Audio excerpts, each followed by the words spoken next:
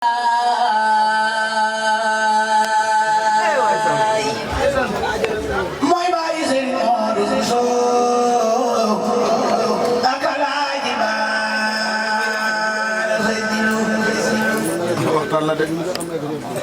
mana